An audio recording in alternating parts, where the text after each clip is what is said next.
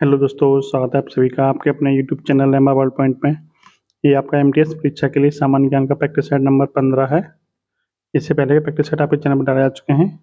यदि आपने अभी तक नहीं देखे हैं तो देख लेना और अपनी तैयारी को और भी मजबूत बना देना। तो चलिए शुरू करते हैं आज का प्रैक्टिस सेट। देखिए, पहला क्वेश्चन है, बैंक सेवाएं आर्थिक गतिविधि के किस क्षेत्र के अंतर्गत आती हैं।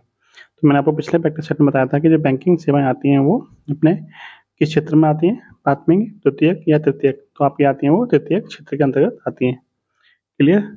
तो इसके अलावा और कौन कौन सी सेवाएं आती हैं तृतीय क्षेत्र में, तो जैसे आपका रेलवे हो गया, रेलवे किस में आएगा, तो ये भी आपका तृतीयक में आएगा। शिक्षा विभाग, इसके अलावा हॉस्पिटल, ठीक है, हॉस्पिटल, वायु सेवा, ये सब किस में आएंगे, ये सब आपके तृतीय क्षेत्र में आएंगे। प्राथमिक क्षेत्र में कौन से आते हैं, तो मुर्गी पालन, ठीक है, डेयरी, आपका मधुमक्खी पालन, ये सब किस में आएंगे, तो आपका प्राथमिक क्षेत्र में आएंगे। द्वितीय क्षेत्र में कौन से आते हैं, तो उद्योग वगैरह, उद्योग हो गए आपके, फैक्ट्री कारखाने वगैरह सब किस में आते हैं, वो आपके द्वितीय क्षेत्र में आते हैं। क्लियर। उसके बाद योगदान किस क्षेत्र का है, तो तृतीय क्षेत्र का सबसे ज़्यादा भारतीय अर्थव्यवस्था में योगदान है। तो ये सारे पॉइंट है, आप ध्यान रखना। नेक्स्ट क्वेश्चन देखिए, 12वीं पंचवर्षीय योजना का मुख्य उद्देश्य क्या था। देखिए, जो पंचवर्षीय योजना की शुरुआत हुई थी वो 1951 से हुई थी।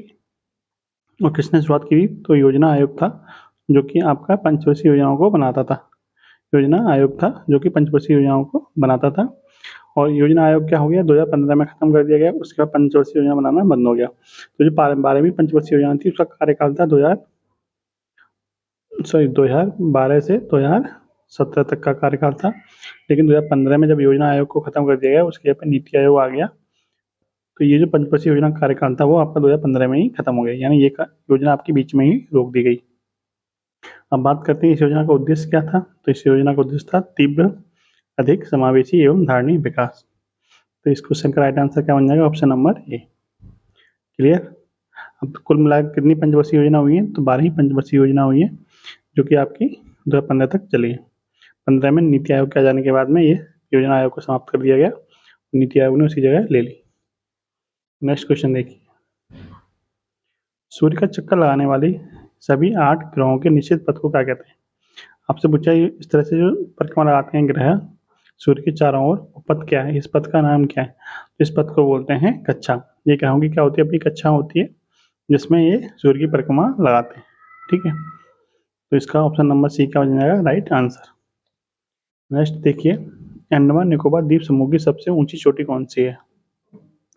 तो बात करें अंडमान निकोबार की, तो अंडमान निकोबार की एक ही चोटी सबसे ऊंची है जहाँ से आपकी नदी निकलती है। तो वो नदी का नाम, उस चोटी का नाम क्या है, वो है आपकी सैडल पीक। और अंडमान निकोबार में निकलने वाली एक ही नदी है और उसका नाम क्या है, कलपोंग नदी।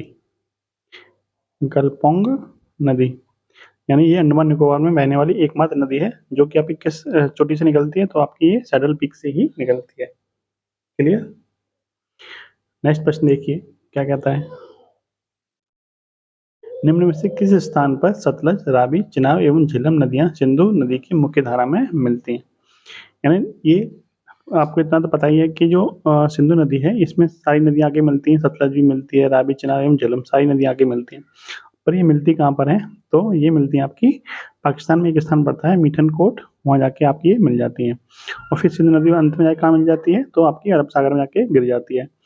तो ये सारी नदियाँ सिंधु नदी में मिल जाती हैं, रावी, चिनाब, झेलम और सतलज। सिंधु नदी फिर आगे आकर आगे कहाँ गिर जाती है, तो ये मिल जाती है आपके आगे अरब सागर में। ठीक है, और सिंधु नदी से नदियाँ कहाँ मिलती हैं, तो ये मिलती है आपकी मीठन कोट जो कि आपका कहाँ पड़ता है, पाकिस्तान में। ठीक है, नेक्स्ट है, डंकन पास के मध्य स्थित है। ये डंकन पास किसके किसके मध्य स्थित है। तो देखिए, मैंने आपको पिछले जो प्रैक्टिस सेट हुए हैं उनमें मैंने आपको समझाया था कि कावरत्ती और मिनिकॉय जो है, इन दोनों के बीच में जो चैनल है उसका नाम क्या है, तो उसका नाम है आपका 9 डिग्री चैनल। ठीक है, और जो आपका दक्षिण व लघु अंडमान है, इसके बीच में एक इसके बीच में कौन सा चैनल है, तो इसके बीच में तो आपका डंकन पास हो जाएगा। लेकिन छोटा अंडमान व कार निकोबार के बीच में कितना डिग्री चैनल है, तो ये हो जाएगा आपका 10 डिग्री चैनल। क्लियर। आपसे पूछा था डंकन पास किसके मध्य में है, तो ये आपका दक्षिण और लघु अंडमान के बीच में है डंकन पास। पास का मतलब क्या है, ये भी आपका एक जल का पतला रास्ता है जो कि दो बड़े बड़े जल के खंडों को जोड़ता है। ठीक है, तो 9 डिग्री चैनल हो गया और 10 डिग्री भी हो गया और आपका डंगन पास भी हो गया। डंगन पास किसके मध्य में है, तो दक्षिण व लघु अंडमान के मध्य में है डंगन पास। क्लियर। नेक्स्ट क्वेश्चन देखिए, भारतीय संसद में कितने सदन है। देखिए जब बात करें सदन की, तो सदन तो आपके साथ सदन में कितने हो जाएंगे, दो सदन हो जाएंगे। कौन कौन से, लोकसभा प्लस राज्यसभा। ठीक है, ये क्वेश्चन आपसे और पूछा जाता है कि भारतीय संसद के कितने अंग है, कितने अंग है। तो भारतीय संसद के जो अंग की बात करेंगे तो अंग है, भारतीय संसद के अंग कितने हैं, तो अंग है आपके तीन। तीन कौन कौन से हैं वो भी नोट कर लीजिए, लोकसभा एक, दूसरा राज्यसभा और तीसरा आपका राष्ट्रपति यानी प्रेसिडेंट। ठीक है, तीन अंगों को मिलकर बनती है आपकी संसद। लेकिन सदन की बात करें, सदन कितने हैं, सदन आपके दो ही हैं, लोकसभा और राज्यसभा। लोकसभा आपका निम्न सदन है और राज्यसभा आपका उच्च सदन है। ठीक है, क्लियर। नेक्स्ट देखिए, भारतीय संविधान के अनुच्छेद 368 का संबंध इनमें से किससे है। आपातकालीन उपवन, संशोधन प्रक्रिया, प्राथमिक शिक्षा का अधिकार या फिर सूचना का अधिकार। तो बात करें 368 की, तो ये संविधान के भाग 20 में है। और इसका संबंध किससे है, तो इसका संबंध है आपका संशोधन प्रक्रिया, यानी संविधान के संशोधन से संबंधित जो प्रावधान है वो किस अनुच्छेद में है, तो वो आपके अनुच्छेद 368 में है।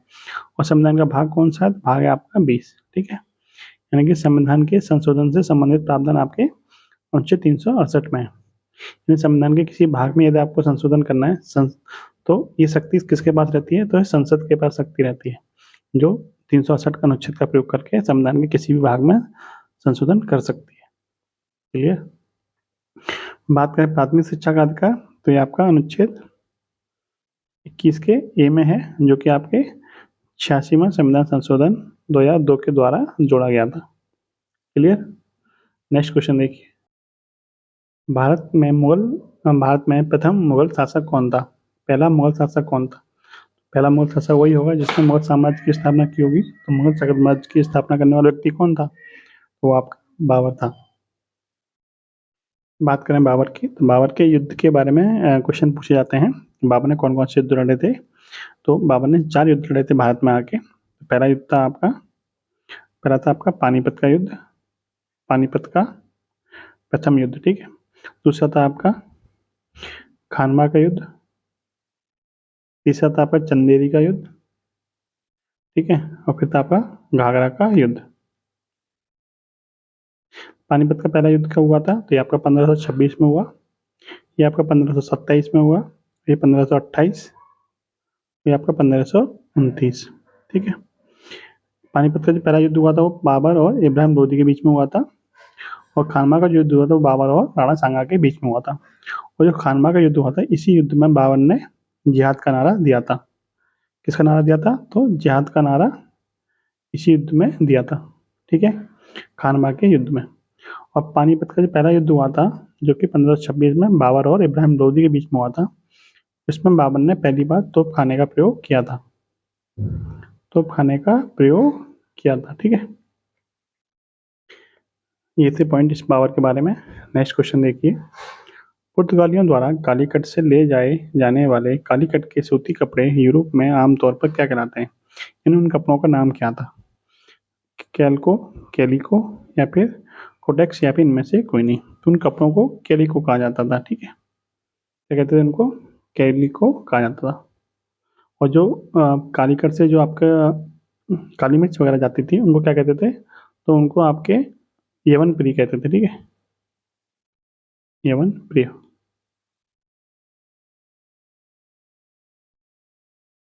नेक्स्ट प्रश्न है, करो या मरो का नारा किसने दिया था। तो सभी को पता है करो या मरो का नारा किसने दिया था, महात्मा गांधी ने दिया था। कब दिया था, तो ये आपका 1942 में भारत छोड़ो आंदोलन के समय, भारत छोड़ो आंदोलन के समय दिया था। ठीक है, कब दिया था, तो भारत छोड़ो आंदोलन के समय 1942 में करो या मरो का नारा महात्मा गांधी ने दिया था। आपसे क्वेश्चन ये भी पूछा गया था अभी हाल ही में जो यूपीपी का एग्जाम हुआ है, उसमें क्वेश्चन पूछा गया था। और लेखपाल का एग्जाम जो हुआ था उसमें भी क्वेश्चन पूछा गया था कि भारत छोड़ो आंदोलन के समय भारत के वायसराय कौन थे। भारत छोड़ो आंदोलन में भारत के जो वायसराय थे उनका नाम था लिन लिथ गो। ठीक है, तो ये नाम इम्पोर्टेंट है, ध्यान रखिएगा। इसके अलावा बात करें कि सुभाष चंद्र बोस ने कौन कौन से नारे दिए थे। तो एक तो जय हिंद का नारा दिया था, दूसरा दिल्ली चलो का नारा भी इन्होंने दिया था, और सबसे फेमस जो इनका नारा था वो था इनका, तुम मुझे खून दो मैं तुम्हें आज़ादी दूंगा। ठीक है, मैं तुम्हें आज़ादी दूंगा। ठीक है, इनका क्या है, इनका ये प्रसिद्ध नारा है। ठीक है, नेक्स्ट देखिए, महारत्न से संदर्भित समूह कौन सा है। मतलब महारत्न किसको बोला जाता है, बढ़ते हुए लघु और मध्यम उद्यम को, केंद्रीय सार्वजनिक क्षेत्र के उद्यम को, निजी क्षेत्र के प्रमुख उद्यम को, या फिर प्रमुख हो राष्ट्रीय कंपनियों को। तो महाउद्यम किसको बोला जाता है, जो केंद्रीय कंपनियां होती हैं, केंद्रीय क्षेत्र के जो उद्यम होते हैं उनको क्या बोला जाता है, उनको महारत्न का दर्जा दिया जाता है। जैसे आपका भेल हो गया, गेल हो गया और हिंडाल्को हो गया, ये सब क्या है, आपकी महारत्न कंपनियां हैं। नेक्स्ट क्वेश्चन देखिए, क्लोरोफ्लोरोकार्बन यानी कि CFC, क्लोरोफ्लोरोकार्बन का मतलब क्या होता है, CFC, जो वायुमंडल की ओजोन परत को क्षतिग्रस्त करता है, निम्नलिखित में से किसमें प्रयोग नहीं होता है। यानी CFC किसमें प्रयोग नहीं होता है, तो रेफ्रिजरेटर में होता है, एयर कंडीशनर में यानी AC में भी होता है, एरोसोल फुहार इसमें आपका प्रयोग, इसमें क्लोरोफ्लोरोकार्बन का प्रयोग नहीं होता है, बाकी इन दोनों में इसका प्रयोग होता है। ठीक है, क्लोरोफ्लोरोकार्बन के उपयोग से क्या होता है, ओजोन परत का क्षरण होता है, जिसकी वजह से इस पर रोक लगा दी गई है, अब इसका प्रयोग कम होता है। ठीक है, तो ध्यान रखिएगा, यहाँ पे ओजोन परत का नाम आया है तो उससे संबंधित एक पॉइंट नोट कर लीजिए कि ओजोन जो परत है वो वायुमंडल की किस परत में मिलती है, ये आपकी समता मंडल में मिलती है। यानी ओजोन परत वायुमंडल के समता मंडल में पाई जाती है, और ओजोन परत की जो मोटाई है वो किस में नापी जाती है, वो उसकी डॉप्सन में नापी जाती है। किसमें, तो डॉप्सन में नापी जाती है। क्लियर। नेक्स्ट क्वेश्चन है, निम्न में से कौन सिरके का प्रमुख घटक है। तो सिरका किससे मिलकर बना होता है, तो आपको पता है सिरके का फॉर्मूला क्या होता है, CH3COOH, यानी कि कार्बोक्सिलिक एसिड। तो सिरके का जो प्रमुख घटक क्या होता है, एसिटिक एसिड होता है, जिसका फॉर्मूला क्या होता है, CH3COOH। क्लियर।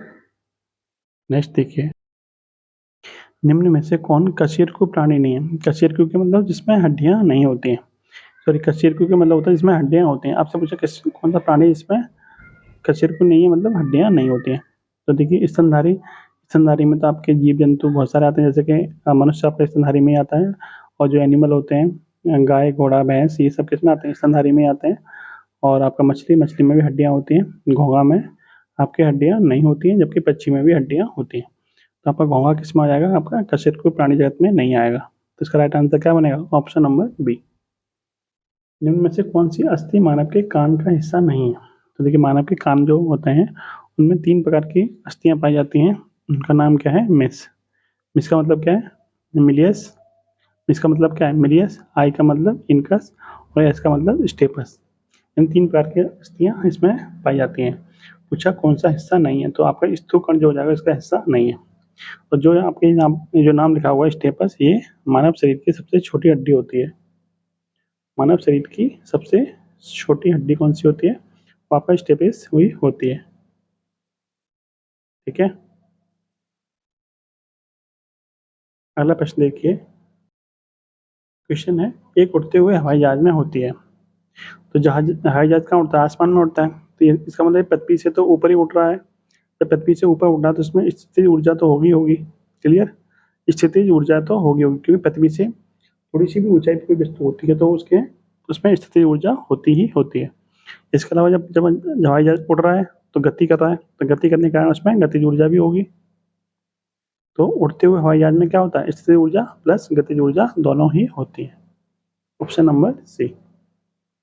नेक्स्ट है, एक हॉर्स पावर क्या है। तो हॉर्स पावर क्या होता है, एक हॉर्स पावर कितने बराबर होता है, तो 1 HP बराबर होता है 740 वाट। ठीक है, option number A. Next question है, कौन से विटामिन की कमी के कारण रक्त का थक्का नहीं जमता। तो ऐसा कौन सा विटामिन की कमी के कारण रक्त का थक्का नहीं जमता है। ऑप्शन है आपके विटामिन ए, विटामिन के, विटामिन ई, या फिर विटामिन डी। तो विटामिन के कारण क्या होता है, रक्त का थक्का नहीं जमता है। बात करें विटामिन के का रासायनिक नाम क्या है, तो इसका रासायनिक नाम है आपका फिनोक्विनोन। क्विनोन, ठीक है। और इसकी कमी से कौन सा रोग हो जाता है या फिर क्या फर्क पड़ता है, तो रक्त का थक्का नहीं जमता है, ठीक है। बात करें विटामिन डी की, तो इसका रासायनिक नाम क्या है, कैल्सीफेरॉल। और इसकी कमी से कौन सा रोग होता है, तो इसकी कमी से होता है आपका रिकेट्स, यानी कि हड्डियां कमजोर हो जाती हैं, ठीक है। बात करें विटामिन ई की, तो इसका रासायनिक नाम क्या है, टोकोफेरॉल। टोकोफेरॉल। और इसकी कमी से कौन सा रोग होता है, तो होता है आपका बांझपन। और विटामिन ए का रासायनिक नाम तो आपको पता ही होगा, क्या है, रेटिनॉल। इसकी कमी से कौन सा रोग होता है, तो होता है आपका रतौंधी। और विटामिन ई की कमी से तो मैंने आपको बता ही दिया कौन सा रोग होता है, तो बांझपन, यानी कि जननांग क्षमता में क्या होती है, कमी हो जाती है, ठीक है। यानी जनन क्षमता में क्या होती है, कमी हो जाती है। नेक्स्ट क्वेश्चन देखिए, निम्नलिखित में से कौन सा देश बिर्र को अपनी मुद्रा के रूप में प्रयोग करता है। यानी जो आपकी जो बिर्र मुद्रा है, ये किस देश की है, यानी बिर्र मुद्रा किस देश की है। ऑप्शन है इथियोपिया, टोगो, इरिट्रिया या फिर इस्टोनिया। तो ये जो मुद्रा है वो किसकी है, वो आपकी इथियोपिया की है। बात करें इथियोपिया की राजधानी कौन सी है, तो इसकी राजधानी का नाम है अदिस अबाबा, ठीक है। अगला प्रश्न देखिए, वर्ष 2024 के लिए किस शहर को विश्व पुस्तक राजधानी के रूप में चुना गया है। विश्व पुस्तक राजधानी, पेरिस, टोक्यो, स्ट्रासबर्ग या फिर नई दिल्ली। तो 2024 के लिए चुना गया है आपका स्ट्रासबर्ग को। पेरिस ओलंपिक 2024 में बैडमिंटन में महिला एकल वर्ग में भारत का प्रतिनिधित्व कौन करेंगे। तो बैडमिंटन के लिए प्रतिनिधित्व करने वाले व्यक्ति कौन है, तो वो है आपकी पीवी सिंधु, ठीक है। ये आपकी उद्घाटन समारोह में, तो उद्घाटन समारोह में आपकी ध्वजवाहक भी यही रहेंगी। इनके साथ में कौन रहेंगे, तो शरद कमल और पीवी सिंधु, ठीक है। पीवी सिंधु दोनों लोग मिलकर क्या करेंगे, ध्वजवाहक रहेंगे। इसके अलावा यदि आपसे पूछ लिया जाए पेरिस ओलंपिक के बारे में, क्योंकि अभी हाल ही में खत्म हुए हैं, कि इसके मसाल वाहक कौन थे, मसाल वाहक कौन थे, तो वो थे आपके अभिनव बिंद्रा, अभिनव बिंद्रा, ठीक है, 2008 के गोल्ड मेडलिस्ट, ठीक है। नेक्स्ट देखिए, कंप्यूटर शब्दावली में एक बग क्या है। तो कंप्यूटर शब्दावली में जो बग प्रयोग होता है शब्द का, वो किस लिए होता है, तो वो प्रयोग होता है आपका कंप्यूटर प्रोग्राम में कोई एरर आ जाती है, उसके लिए बग शब्द का प्रयोग किया जाता है, क्लियर। नेक्स्ट है, मनप्रीत सिंह किस खेल से संबंधित है। तो आपको सभी को पता होना चाहिए कि मनप्रीत सिंह कौन है, भारतीय हॉकी टीम के कप्तान है, भारतीय हॉकी टीम के कप्तान है, जिनकी कप्तानी में अभी ओलंपिक में भारतीय हॉकी टीम ने कौन सा पदक जीता है, तो कांस्य पदक जीता है, ठीक है। कौन हो जाएंगे, तो इनका संबंध किस खेल से हो जाएगा, तो हॉकी से हो जाएगा, ठीक है। शूटिंग से संबंधित एक नाम याद रखिए अभी हाल ही में, क्योंकि ये नाम बहुत चर्चा में है। उनका नाम है मनु भाकर। इन्होंने पेरिस ओलंपिक 2024 में 2 पदक जीते हैं, दोनों ही कांस्य पदक हैं, ठीक है। इनका संबंध किससे है, तो शूटिंग से है। और लास्ट क्वेश्चन देखिए, ओलिवर ट्विस्ट नामक पुस्तक के लेखक कौन है। बेंजीर हबीब, चार्ल्स डिकेंस, पॉल कैनेडी या फिर एरिक सेगल। तो इस क्वेश्चन का आंसर क्या बन जाएगा, option number B, Charles Dickens. तो ये था आज का प्रैक्टिस सेट। वीडियो आपको कैसी लगी, यदि वीडियो आपको अच्छी लगी हो तो वीडियो को आप शेयर भी कीजिए। जय हिंद, जय भारत।